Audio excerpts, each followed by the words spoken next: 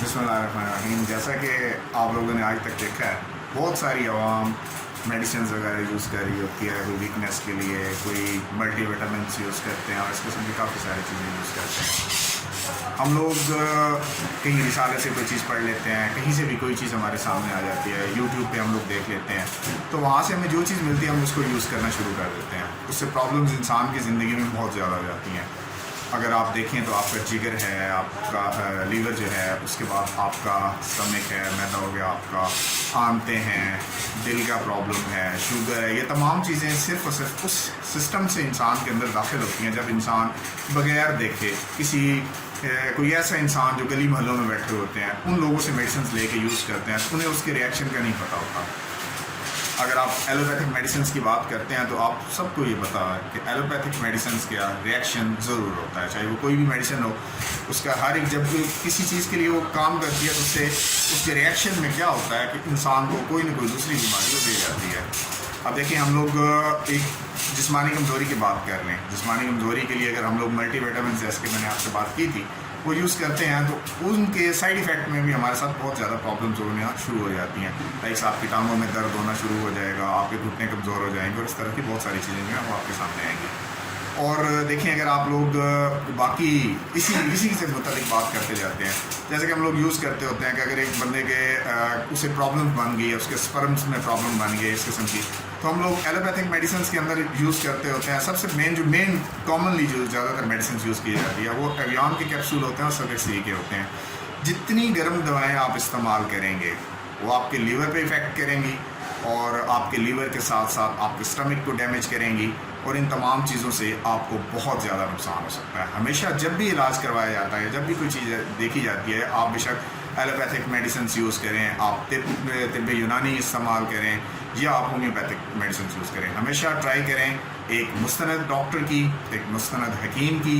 जब भी आप किसी के पास जाएँ तो इन चीज़ों को आपने मद्देनज़र रखना है। आज हमारा जो मेन ऑप्शन है, आज हम जिस जगह पे खड़े हैं, ये पाकिस्तान का एक जाना माना नाम है। बहुत दूर दूर से आवाम इनके पास आती है। आज स्पेशली हमने इनसे टाइम लिया है इसी मौजू के ऊपर कि इंसान जैसे कि कहीं से देख के मेडिसिन यूज़ कर ली, किसी रिसाले में देखा तो मेडिसिन यूज़ कर ली, या इंसानी जो भी चीज़ आप मिलती है, आपको सर में पेन हुआ है, इस किस्म का कुछ हुआ है, तो फ़ौरन से वो क्या करता है कि वो मेडिसिन को इस्तेमाल करना शुरू कर देता है। तो आज हमारे पास मोहतरम हकीम साहब मौजूद हैं, हकीम राना मोहम्मद नवाज़ साहब, उनके मुतफ़्क़े हम लोग हैं और उनसे बात करते हैं इसी मौजू के ऊपर कि मेडिसिन का इस्तेमाल करना भी चाहिए है या नहीं करना चाहिए, इलाज बिलग़िज़ा करना चाहिए है या किस तरह से करना चाहिए।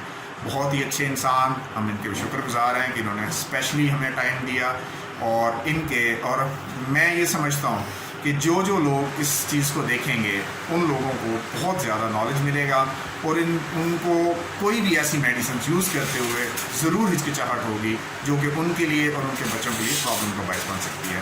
तो देखते हैं मोहतरम हकीम साहब से।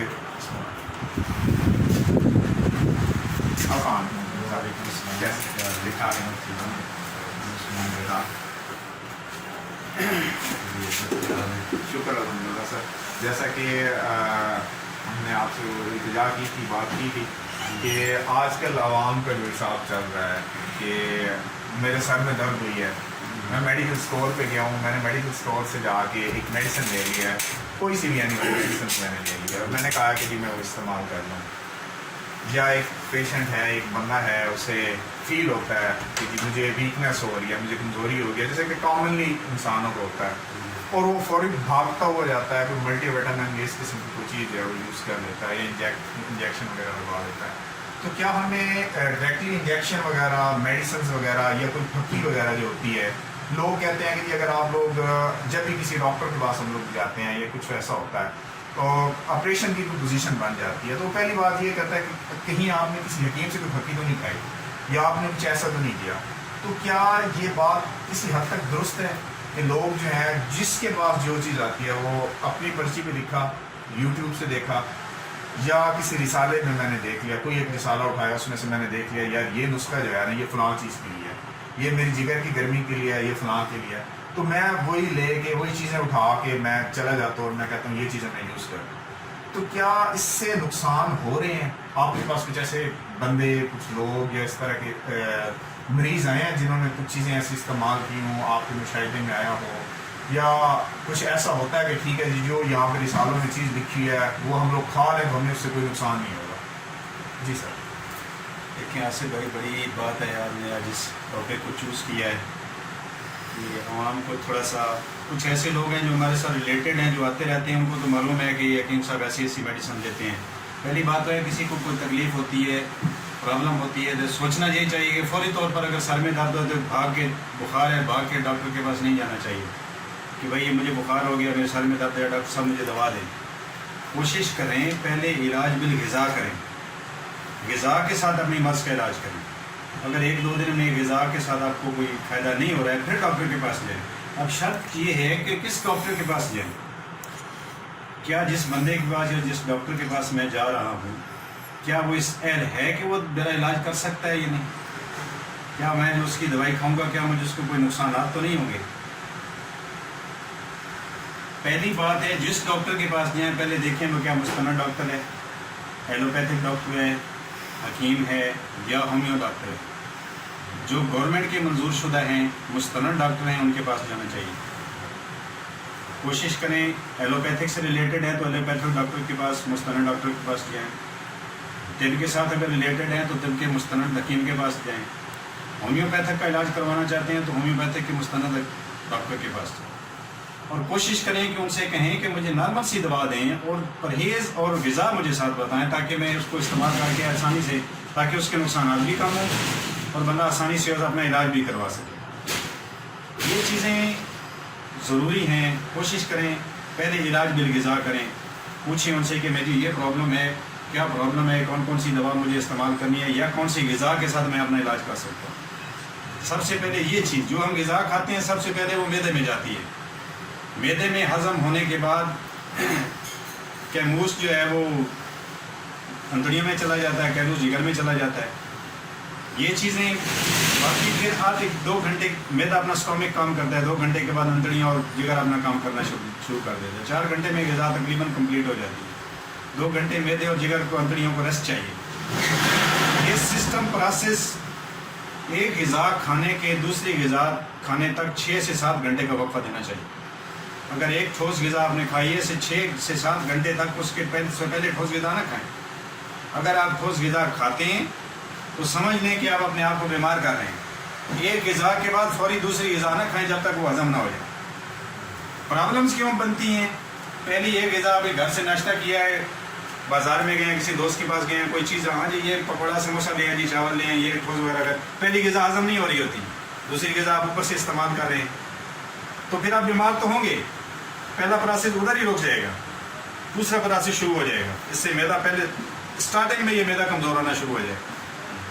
मैदे के बाद जो आगे उससे रिलेटेड सिस्टम्स हैं वो ख़राब होना शुरू हो जाएंगे। ये चीज़ें बहुत ज़रूरी हैं, इनको पहले देखें कि पहले अपना ग़िज़ा अपनी पूरी दुरुस्त करें। क्या मैं जो ग़िज़ा खा रहा हूँ मेरी वो ग़िज़ा पहले हज़म हुई है कि नहीं, मुझे दूसरी ग़िज़ा खानी चाहिए या नहीं खानी चाहिए। जब तक आपको भूख महसूस ना हो आप ग़िज़ा ना खाएं। जब तक पहली ग़िज़ा आपकी हज़म ना हो जाए आप दूसरी ग़िज़ा ना खाएं। लोगों ने 3-3, 4-4 टाइम की शेड्यूल बनाए हुए हैं जी, एक सुबह, दोपहर, शाम, फिर पता नहीं और क्या क्या खाते रहते हैं पूरा दिन। इसी वजह से हमारे सिस्टम की खराबी, स्टार्टिंग से मैदे के सिस्टम में खराबी होती है, आगे जिगर, अंतड़ियाँ, उससे रिलेटेड आइटम है वो सारे खराब होना शुरू हो जाते हैं। कोशिश करें इलाज बिल ग़िज़ा करें। इलाज बिल ग़िज़ा का मतलब यही है, एक खाना खाया है उसके 6 से 7 घंटे बाद दूसरा खाना खाएं। कोशिश करें इसके दरमियान में पानी ज़्यादा इस्तेमाल करें ताकि उसकी जो कमी बेशी है, खून की कमी है, वो भी पूरी हो जाए। अच्छी से अच्छी गिरा मौसम के अंदर, जो जिस मौसम में आप दवा खा रहे हैं या प्रॉब्लम हुई है उस मौसम में कौन सा फल आया हुआ है बाज़ार के अंदर, कुदरती फल जो है वो ज़्यादा से ज़्यादा इस्तेमाल करें। कुदरती सब्ज़ी जो आई हुई है वो ज़्यादा इस्तेमाल करें। ये चीज़ें ऐसे भाई लोग इन चीज़ों को नहीं देखते कि हमने किया क्या है।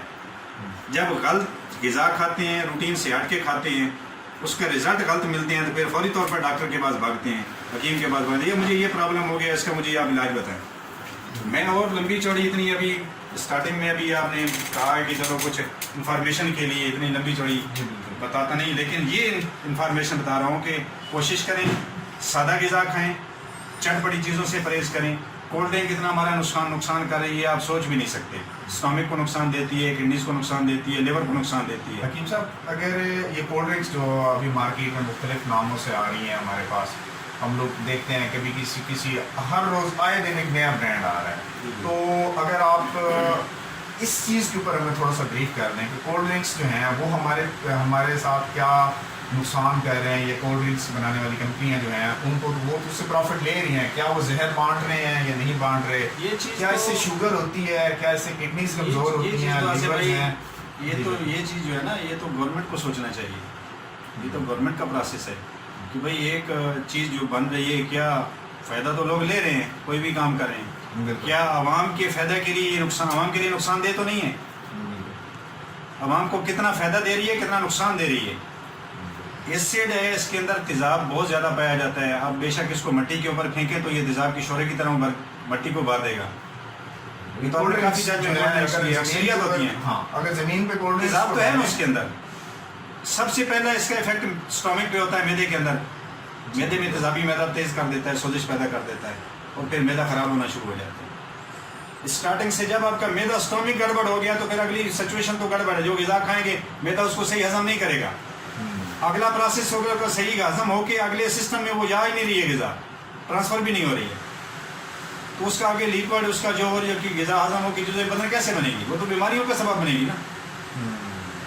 एक तो गलत ग़िज़ाएँ हम खाते हैं, दूसरा हमने रही कई कसर जो इस ब्रायलर मुर्गे ने हमारी पूरी कर दी है, इसने हमारे बारे में जी बिल्कुल कर दी है। कहते हैं कि ये कोल्ड ड्रिंक्स और ब्रायलर मुर्गा जितने भी है, ये चिकन हम लोग जो यूज़ कर रहे होते हैं, ये भी नुकसानदेह है। और एक मुझे याद है आपने एक दफ़ा एक बात की थी कि जो मुर्गी खुद अपने पाँव पे खड़ी नहीं हो सकती, उसमें क्या ताकत देगी वो? तो मुझे आपकी ये बात अक्सर बात याद आती है जब भी, अब हकीम साहब अगर मैं ये कहूँ कि मैं चिकन यूज़ नहीं करता तो गलत बात है, क्योंकि हम लोग इस चीज़ के आदी हो चुके हैं। हम लोग वहाँ पे जाते हैं, लेकिन जब भी खरीदने के लिए गए हैं तो मैंने इस चीज़ को बहुत ज़्यादा नोट किया है, मैंने देखा है तो मुर्गियाँ बिल्कुल ऐसे बैठी हुई होती हैं और बहुत कम मुर्गी ऐसी होती है जो खड़ी होती है। तो क्या बाकी इससे भी ये और कोल्ड ड्रिंक्स दोनों के दोनों ही हमारे जवानों को हजम करने ये बहुत ज़्यादा नुकसान दे रही हैं। कोल्ड ड्रिंक हेपेटाइटिस का सबब बनती है, मैदे में सोजिश, तेज़ाबियत, अल्सर का बेस बनती है, और उससे रही खई कसर जो है वो ब्लैडर में पूरी कर दी है। ये हमारे स्टोमिक को तबाह करता है, लिवर को तबाह करता है, बहुत ज़्यादा नुकसान देता है। अक्सरियत नौजवान हमारे पास आते हैं, बुज़ुर्ग हमारे पास आते हैं, सबसे पहले जो मुर्गी ज़्यादा इस्तेमाल करते हैं उनके नर्व टिश्यू तो बिल्कुल समझे नुकसान हो जाता है उनका। उनके दिमाग का सिस्टम देखें, उनकी बॉडी का सिस्टम देखें तो जवान आदमी आता तो हम समझते हैं यार ये बूढ़ों की तरह बातें कर रहे हैं। पहली तो बात है जवान आदमियों को ये कोल्ड ड्रिंक, ये ब्रायलर मुर्ग, चाय वगैरह, पकौड़ा, समोसा, तली हुई चीज़ें ज़्यादा स्टोमिक को बहुत ज़्यादा नुकसान देती है। जब तक आपका स्टोमिक ठीक नहीं है आप ठीक नहीं हैं। क्यों? सबसे पहला काम फंक्शन जो है खाने के बाद वो स्टोमिक का है। आपका मैदा जब तक ग़िज़ा को सही हजम नहीं कर रहा होगा उस वक्त तक आपका बाकी सिस्टम सही नहीं हो रहा होगा। जो ग़िज़ा भी खाएंगे बजाय फ़ायदे के उल्टा बीमारियों का बायस बनेगी। और दूसरी बात, जब तक आप एक ग़िज़ा खा लेते हैं वो हजम नहीं होती, आपको भूख नहीं लगती, उस वक्त तक दूसरी ग़िज़ा ना खाएं। पहली ग़िज़ा को हजम होने दें, दूसरी ग़िज़ा बाद में खाएं। बाकी एक सिंपल सी मैं छोटी सी एक चीज़ अक्सर मैं मरीज़ों को भी बताता रहता हूँ, एक सिंपल सा कहवा बताता हूँ लोगों को कि भाई इससे फ़ायदा उठाएं। ये एंटीबायोटिक है, हमारा हर्बल एंटीबायोटिक है। ये 1.5 प्याली पानी की ले लें, उसमें आधी चम्मच देसी सौंफ डाल लें, 2 से 3 छोटी इलायची वो डाल दें, उसमें ज़ायके के लिए गुड़ शक्कर डाल दें, उसको चूल्हे पे रख दें, उबालना शुरू कर दें। जब 1 प्याली रह जाए उसको पुन के कहवे की तरह पी लें।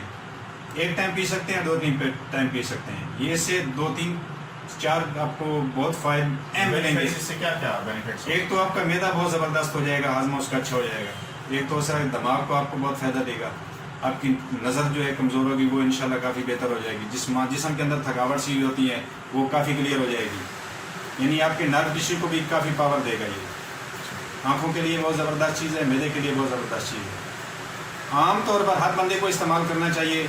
कोई मैदे के अंदर कोई प्रॉब्लम गैस वगैरह बन गई है तो वो भी ख़त्म हो जाएगी इंशाल्लाह। ये सिंपल सी थिंग्स हैं। बाकी कोशिश करें इलाज बिल ग़िज़ा करें, सादा ग़िज़ा खाएं। अगर गोश्त खाना चाहते हैं बड़ा गोश्त खाएं, फ्रूट इस्तेमाल करें, पानी का ज़्यादा इस्तेमाल करें, खाने के दौरान नहीं, खाने के दौरान पानी ज़्यादा इस्तेमाल करेंगे तो वो गैस का और तेज़ाबियत का बायस बनेगा। कोशिश करें खाने से आधा घंटा पहले पानी पी लें, खाने से पहले, दरमियान और बाद में पानी का इस्तेमाल ना करें। खाने से 1.5 से 2 घंटे बाद पानी पिएं। कभी आपके पेट में गैस नहीं बनेगी, तेज़ाबियत नहीं बनेगी, आपका मैदा जल्दी ख़राब नहीं होगा, तो इंशाल्लाह आपका पेट बढ़ेगा भी नहीं। और आपके पेट में ये बहुत बड़ी बीमारी है जो नशिस्त होगी। जी जी। मोहतरम हकीम साहब, हम स्टमक के ऊपर करेंगे कि मैदे में बंदे को क्या प्रॉब्लम्स हो रही हैं, इस किस्म की आपसे जो चीज़ें चल रही हैं, ये नेक्स्ट हमारा जो है वो इंशाल्लाह इसी के ऊपर हम जल्द अज जल्द ये करेंगे, आपके पास हालत देंगे जब आपके पास टाइम हुआ।